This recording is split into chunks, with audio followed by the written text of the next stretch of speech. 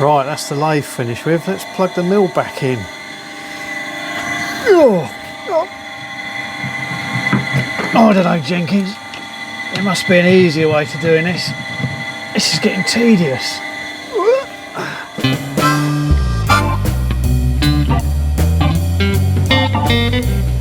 Okay, I'm going to have a think about this. Think. No, not working. Got to think harder. Okay, yeah, that's working. Let me try harder. Yeah, something's coming. Ah, that's it. Brilliant, we'll do that. Oh, that won't do. Oh, knocked my bulb off. Hello and welcome to Tweed's Garage, where in this video, we're going to be chatting about the Riley. Took the Riley out for a run, New Year's Day, first run out, went very well. We did have a little bit of a problem. If you haven't seen that video, I'll put a link in down below so you can go and find that. Yeah, so we've done a few little jobs on the Riley when we got back. There was a couple of issues. First one was the fuel gauge wasn't working, so we were winging it a bit with the petrol until I got to a petrol station and topped it up for a few gallons, so I knew I'd get there and back. And then the other issue was the breakdown, which was caused by a jet in the carburetor wiggling its way loose and falling into the bottom of the jet chamber. Yeah, and we managed to put it back in with a pair of pliers, but it was quite tricky. And then one of you mentioned about a jet key, and I thought, aha, I was going to order one, but I decided to make one. You know, as we had a bit of brass lying around, and I could make it exactly to fit the jets of my carburetor, so I knew next time they fell out, I'd be able to do them up, no trouble at all on the side of the road. So that's the first job we do, so there's a little bit of turning on that, and I'll show you that. The fuel gauge, what happened there was, it's a video of quite a while back, I'd done a repair on it, and I managed to get hold of turns back to the audience to annoy the wife, a fuel gauge, I think it was from a moped or a motorcycle. So it was a Chinese thing, it was this sort of plasticky float. But yeah, it's still quite heavy now, but it was a lot heavier. It just absorbed, you know, whatever's in modern petrol, and it sort of wasn't buoyant anymore and sort of sank to the bottom. So took that off, and that was just sort of an easy repair. As you can see, we took the old one out.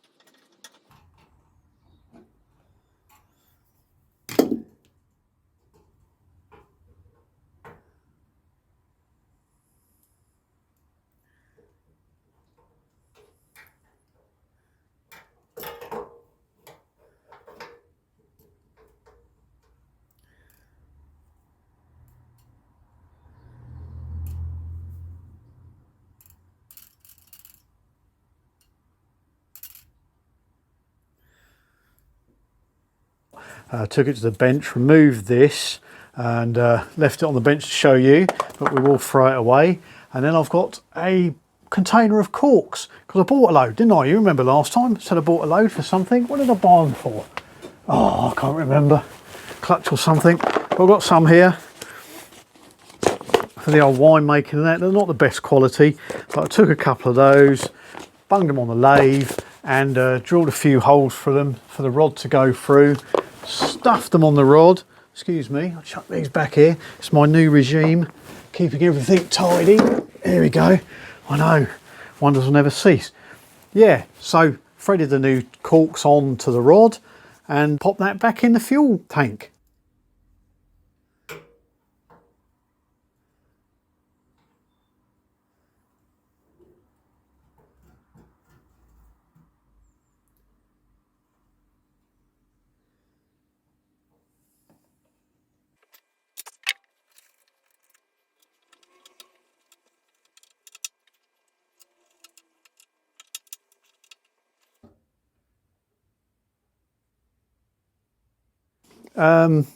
Done it all up, and then we had 4 gallons in there. remarkably. It has since dropped a little bit. I think the corks have absorbed a bit of fuel into them, but we'll see how it goes. And what I'll probably do is just sort of, you know, I've got a load of corks, so I'll just keep drilling holes in them, stuff them in a bag, keep them in the car, and you know, just change them as and when I need to. So that was that job. Yeah, so what was the other one? Jet key. So found a bit of brass, stuffed it in the lathe, and then we proceeded to drill a hole down the centre, which was the diameter of the width of the jet screw on the end, which was 6mm. So we drilled a 6mm hole in the brass rod, and then once that was done, spun it round the other way, parted it off, and then stuck it in a hexagonal collet block and milled 6 sides on it so I could get a spanner on it as well. And also, whilst we're in the mill, drilled a hole through for a tight fit for a piece of steel rod, which I then pushed in to make a little Tommy bar on it. And it was nearly complete, and then all I had to do was pop it in the vise, and then sort of the old-fashioned way with a square file, gradually file a square profile in there to fit on the jet, like that. Oh, and turn this down small enough so it fits into the jet chamber in the carburetor, like that, which it does. So then you can pop your jet on there, pop it in your carburetor like that, do it up, give it a little nip, and then pop your cap back on, and then you can proceed. I'm hoping now that I've sort of done them up tight, they won't keep coming undone. But now I've got a tool I can keep in the car for roadside emergencies. But I think you probably need to, because they do these spanners for Austins, which might share the early Austins share a Zenith carburetor, so probably the same sort of size little box spanner to go in there for the jets. I should imagine as they make the tool, the jet's getting blocked or full of crud or falling out must be a bit of an issue. So yes, we are forearmed and forewarned, as they say. So yeah, that was that. Nice little jet key. Do you want to see the jet key? Nice little jet key. Square end to go over. Little Tommy bar through it. Tweak it up, and then we've got a nice little 6-sided flats on the back to stick a spanner on, you know, if we need to tweak it up a bit tighter. So that was that job. So we got the fuel gauge sorted out. That was simple enough to do. We've got the jet key sorted out, so we haven't got that breakdown to worry about. Now I've got the key. It'll never happen again. Turns back to the audience, put carburetor back up there. Now, do you see this? Keeping tidy. I know, it's quite frightening. But it was all getting a bit much, as you probably noticed, there's mess everywhere. So I've had a little tidy up, here. We've sort of reinstated these drawer units that I got with a lot of the mill and the lathe stuff that come with it. It was a bit buggered. It was a bit broken on the BBC now. Can't say buggered. Yeah, so I'll put a stronger base on it here. Riveted it all together because all the little welds had come undone. It was all wobbly, so I put a new sturdier base on it, put a back to it, riveted it all together, bolted it onto the side of the shelf here, and now I've got my little variable voltage power supply up there and my leads hanging off, and all my items, knickknacks for the Dremel and that are all there rather than down here. We've had a tidy up here with these little lin bin things. Yeah, so it's looking tidier. I'll take you around and sort of show you one time. What should we say?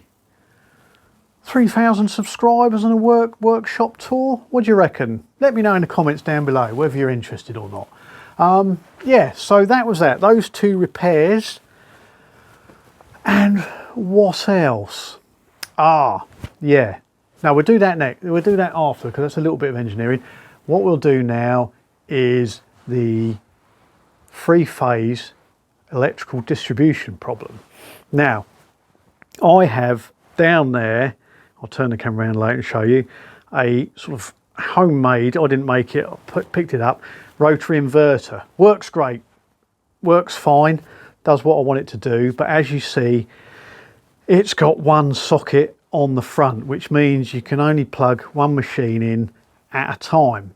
And then I have the mill and the lathe which are next to each other, which isn't a problem. But then over here, you can't see, over here I have a Fobco drill and a diamond lap made by, hang on, oh, it's an RJH ferret.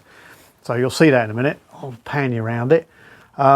Diamond lap. But the trouble is, because the leads weren't quite long enough, what I'd have to do is drag the rotary inverter from between the mill and the lathe, move the heater, drag it across, plug it in over here to then use the diamond lap and the Fobco. And of course, they never get used because it's a pain in the bum. So what we come up with was a sort of glorified extension lead, or a distribution panel you could call it. So the first thing I'd done was fit a four-way consumer unit, because I only had a two-way in here. And then what I've done is the three-phase rotary inverter now runs with a heavy-duty cable into the consumer unit onto its own breaker, which is good because originally it all ran through a 13 amp plug, 13 amp fuse, which is okay. It'd last 3 weeks, 4 weeks. But if you've done sort of extended milling, it was all a little bit too much for the 13 amp fuse, and it would just sort of give up. So I had a little pile of 13 amp fuses that sort of, you know, on a sort of fortnightly basis, I'd have to sort of put one in and then carry on for another fortnight and not worry about it. But now it's got its own breaker, so I can just sort of machine away quite happily all day long, not a problem. So that was the first thing. And then the second thing was how to connect the Fobco and the diamond lap and the mill and the lathe. So had a bit of, well, my dad had a bit of trunking left over from a job years ago, a little bit of sort of plastic box trunking. So I snaffled that off of him, and it's been sitting around for a while. But whilst I was thinking what I was going to do, then I got some three-phase sockets to go on it, and then all the machines have got new plugs on them anyway. So then I needed to install the sockets into the panel, and the neatest way of doing that was on the milling machine. So we sort of opened the door and then managed to machine 3 meters of the front of the trunking to take the three-phase sockets. So first we drilled the screw holes, and then with that done, with the boring head, just used that to bore out the hole big enough for the socket to go in, and it made a nice neat job of it. So with the sockets installed, I then stripped down some old armoured cable that had cable in there beefy enough to run everything, and then used that to wire up the back of the sockets, daisy chained them all together, and then run a heavy duty flex from there to a plug back into the rotary inverter. So now we can turn the rotary inverter on, give it a bing, and then that can run all the time quite happily. And then I can jump from the lathe to the mill, to the drill, to the diamond lap, or, you know, even if there's 2 people in there, they can, you know, you could run the mill and the drill all quite happily. Runs off that rotary inverter. Turn that on, you see?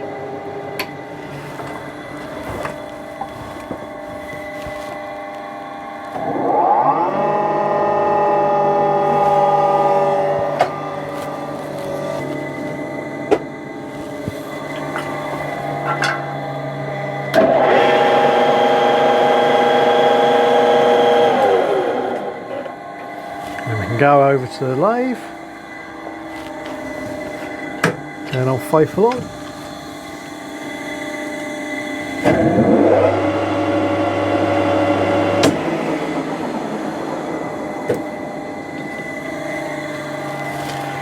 And we can go back here if you wanted.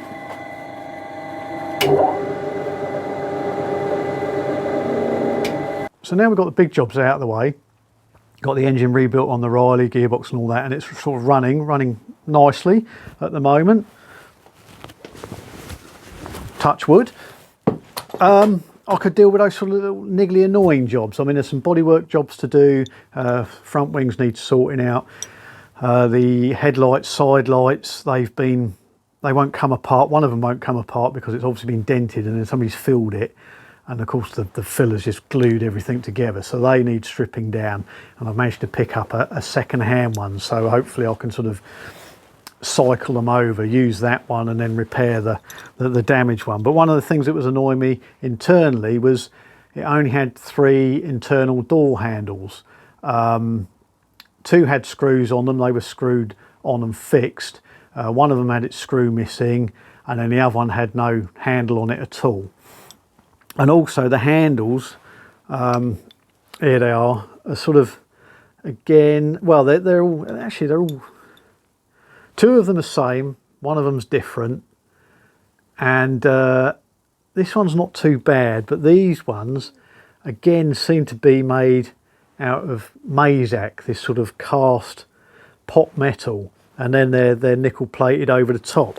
But as you can see, they're all starting to crack up and fall apart, so it won't be much longer. Use those, that'll just shear off eventually, which is probably what happens, why this one's different and the other one's missing. So I thought I'd make some new ones, so I had a little fish around and found some aluminium stock that will do the job. Yeah, so there wasn't too much material to take away, so we started machining this. So I've got 4 pieces, machined them all to the same length, and then I had to work out how to drill the hole, because the hole is the handles go on a round shaft that's had 2 flats milled on it each side, and measuring them, the actual diameter of the rod is 8mm and the flats are about 6mm across, so not too bad. So we could drill 6mm hole, and then I was going to attempt to broach the shape of the hole into the aluminium, into the handle. So yeah, I thought I'd do this. How did it go? Well, took a piece of steel rod. The first thing I'd done was parted a couple of bits off of the end, very small samples. So I took the first sample and put it on the hardness tester just to see how hard it was. I think it's just sort of mild steel.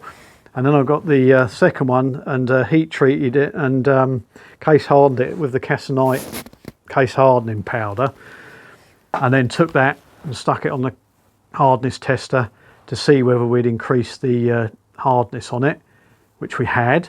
So we're seeing that worked. I took the steel rod, put it in the milling machine, milled 2 flats on it, one each side, to take it down to the 6mm across the flats.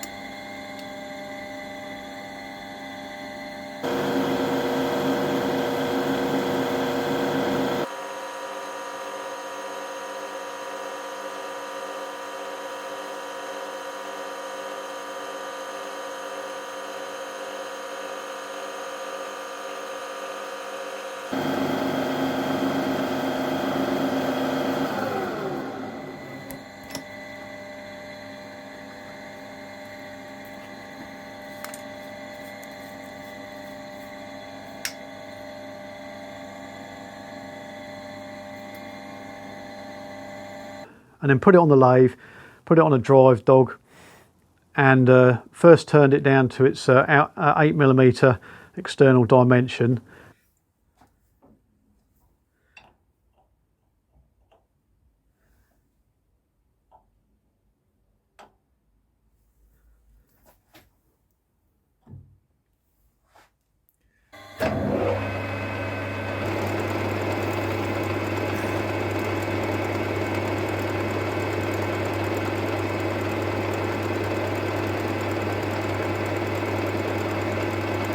then set the cross slide over and turned a very shallow taper on it.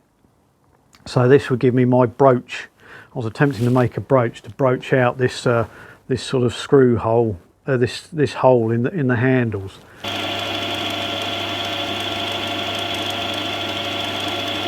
And with that done, turned to a taper, I then ground up a lathe tool with a slight undercut, and then went in and at regular intervals went in and undercut a sort of cutting edge along the rod.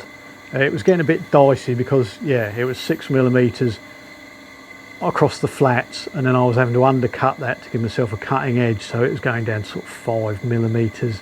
Yeah, so it was very jinky. We had to take it slowly. So got the part made. Not 100% satisfied with it. I had my taper set a bit sharp and wasted it thinner here than I wanted to, so there's a bit of a step here. Thought might as well finish it off and heat treat it and see if the theory works. So we put that in there, heat it to cherry red, roll it in the Cassinite case hardening powder, and then pop it back in there and reheat it to cherry red to burn it in, and then quench it in the water, and that should case harden it. Right, let's see if we can get this hot enough.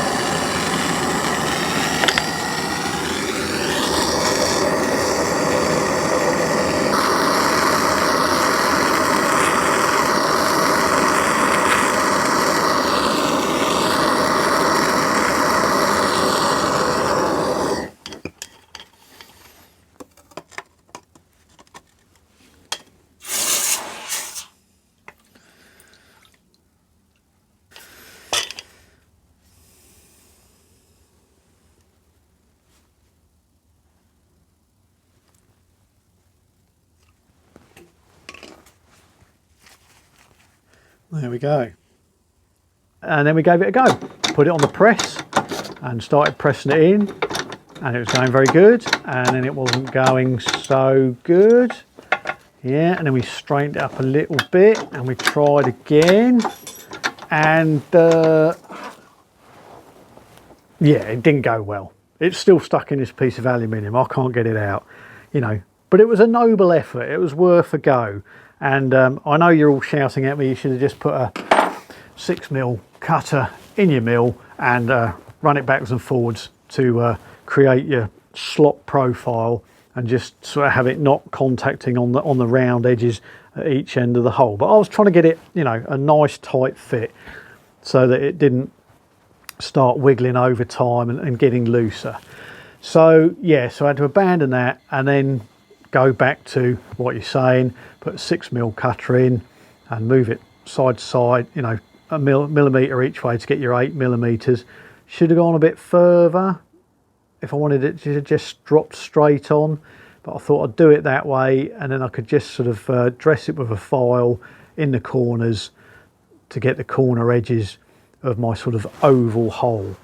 So that's what we've done, but we had to do it in 2 sets because the handles are actually handed on each side of the car. You know, on the passenger side there, they face that way, and the driver's side, they face that way. So you've got 2 pairs of slots you need to sort out. So all I'd done was drilled the hole, the 6mm hole, and then with a end mill, I bored out a recess for the fixing screw that I was going to make. I wanted a little shouldered screw to go in there to sort of hold it nice and securely. So we milled a little recess for that, and a smaller recess on the bottom side of it. And then what I'd done was, when I milled it and set it all up to do the angle, because the slot runs at an angle in the handle like that, we had to get this we had to get this angle right. So once it was set up in the mill for that, it was just a case of milling 2 of the handles in that setup, and then the next 2 handles, turn them upside down, and then milled them, still set at the same angle, but because it's upside down, when you turn them up the other way, the slot goes the other way. Sorted. So with that done, it was a case of packing them all together, scribing out round the handle the sort of profile. Could have done it on the rotary table, but it would have taken me years to work out the radiuses and the curves, and it's, you know, it would, and also it's very heavy and it's over there, and no, I'm not lifting it over. So I thought the quicker way was just to mill down as close as I could to my scribe lines, and then finish it off the good old-fashioned way with files. So that's what we've done.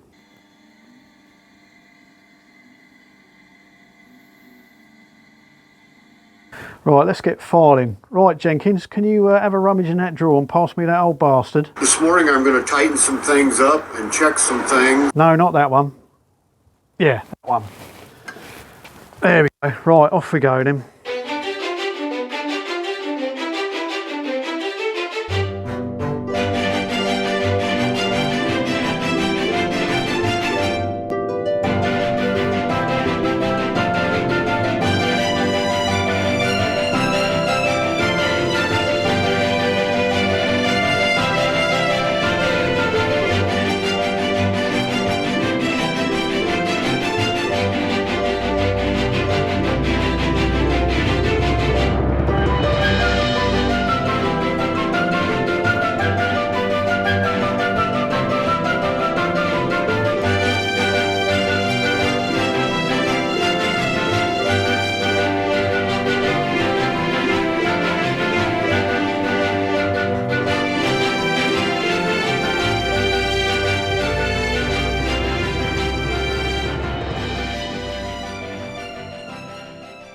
So we worked away with different grades of files, getting it close to the shape. I then turned up a filing button, didn't bother hardening it because I was only going to do the 4 handles each side. So just popped that in, bolted it tight. Here it is. So yeah, I just had this, so you pop that in there, bolt it down, and then just sort of run the file against the side to give you a round profile at each end. So with that done, I then stuck it on the belt sander to get my outside profile here, and just sort of smooth off around the edges where I've been filing them, and then use the Dremel to do the inside face here. And with that shape all sort of roughed out, ready to go to sort of be emery cloth down and then polished, I then proceeded to do the top and bottom edges. And again, it was just a case of long-winded, popping them in the vise and working my way down to scribe marks that I'd marked off of the original handles. So filed them down, and then different grades of emery cloth down to wet and dry, and then put little buffing mops on the Dremel and buff them up. And yeah, they come out quite nice, even if I say so myself. They look all right.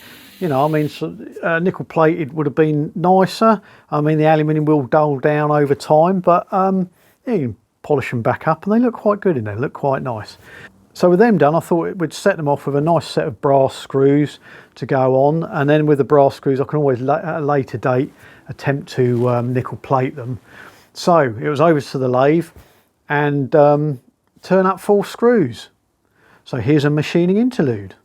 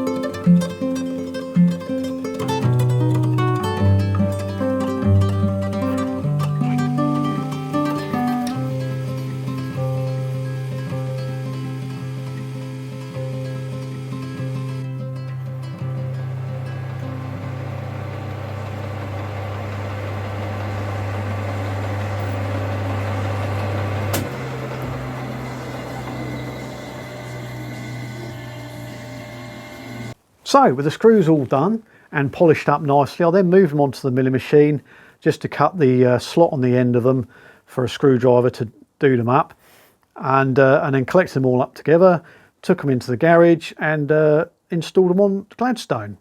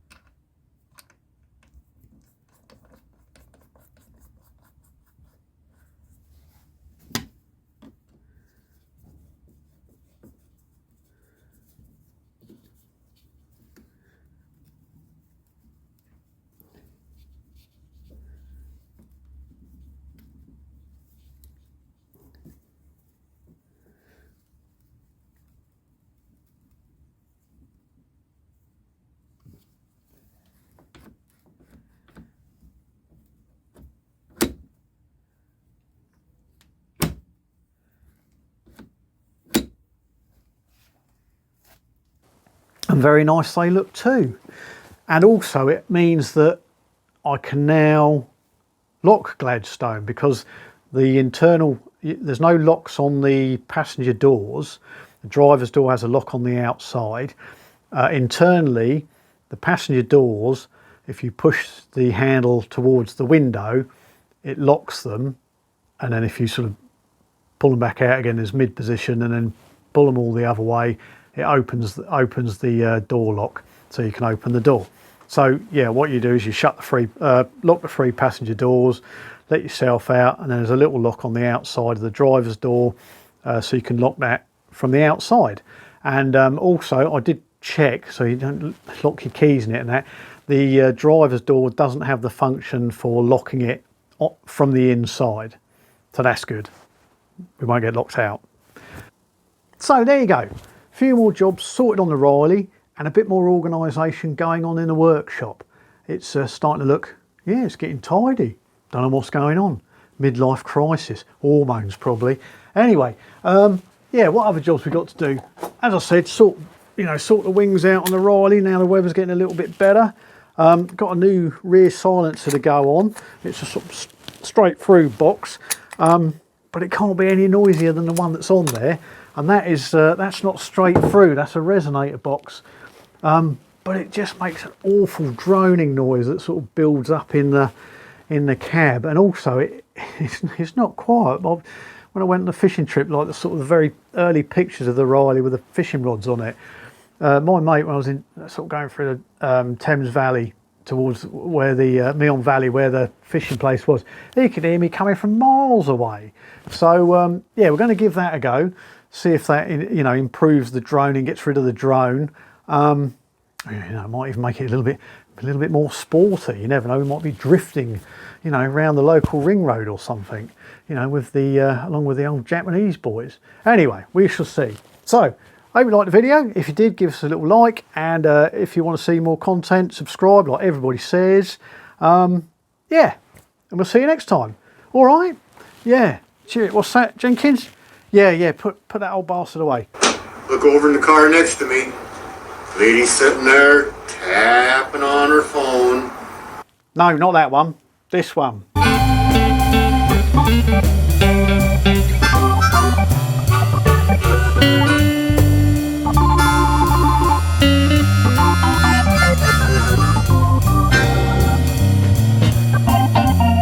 So now I've got the big mechanical jobs out of the way on the Riley, I could concentrate on sort of case hardened it in the Casamate.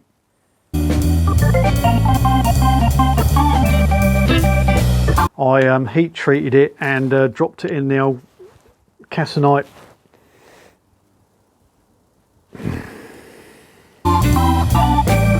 That's it. Bumholes. three-phase distribution in the workshop sorted out. Oh.